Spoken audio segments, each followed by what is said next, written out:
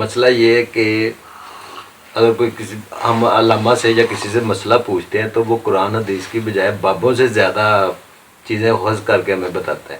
جی کو نا قرآن حدیث کی سمجھ آپ کو نہیں ہوتی زیادہ.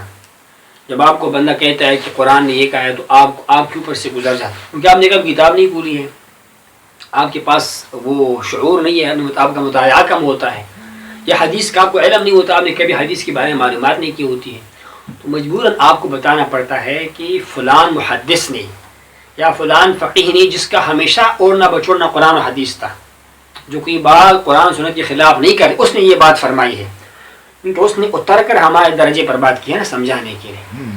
آج کل جو ہم باتیں کریں انگلش کے الفاظ بول لیتے ہیں نا، کیا آج سے 200 سال پہلے یہ الفاظ چل رہے تھے؟ نہیں چلتے تھے نا.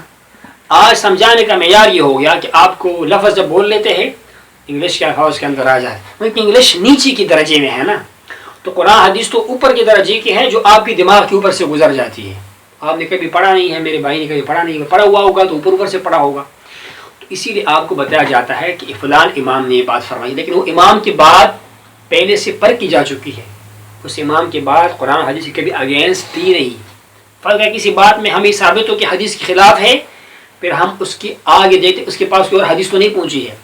مثال پیش کرتا ہوں کہ حدیث میں آیا ہوا ہے کہ جو بندہ ایسی چیز کو چھوئے جس کو آگ نے ٹچ کیا ہوا ہو تو وہ وضو کرے. الوضوء مما مسته النار، جس چیز کو وضو آگ چھوئے نا، چائے ہو گیا، کھانا ہوا، کھانے روٹی سے آگ سے پکتی ہے نا، اس کو وضو کرنا چاہیے. تو کچھ فقہاء نے علماء نے اس کے اوپر فتویٰ دیا کہ بھائی جب بھی بندہ سالن کھائے، روٹی کھائے نا آگ سے پکی ہوئی، وہ وضو کرے. تو اس کے مقابلے میں ہم نے اور حدیث دیکھی کہ حضور نے خود کھانا کھایا، سالن کھایا، ہاں ابلا ہوا چیز کھایا پیا، لیکن آپ نے کہیں وضو نہیں فرمائی. فلہٰذا اصل بات یہ ہے. تو اب یوں اگر میں آپ کو کہوں کہ قرآن حدیث سے بتاؤ کہ آگ سے پکی ہوئی چیز سے وضو کرنا چاہیے کہ نہیں، تو آپ کیا کہیں گے کہ ہاں کرنی چاہیے، کیونکہ آپ نے دو ہی حدیث پڑھی ہوئی ہے نا. امام صاحب نے کیا پڑھا ہوا؟ انہوں نے سارے حدیثوں کو پڑھا ہوا ہے. انہوں نے قرآن کی مکی صورتوں کو پڑھا ہوا ہے، مدنی کو، انہوں نے پھر ہماری سمجھ کے مطابق بات کرنی ہے.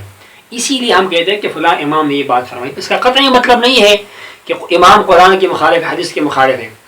آج کے پیغمبر ہوگا مخالف، لیکن امام حضرات جو تھے وہ معاذ اللہ قرآن حدیث کی خدمت میں تھے، ان کی خدمت میں تھے، ان کے سمجھانے میں ان کی زندگی جو ہے وہ کیا ہوتی تھی، وہ بسر ہوتی تھی.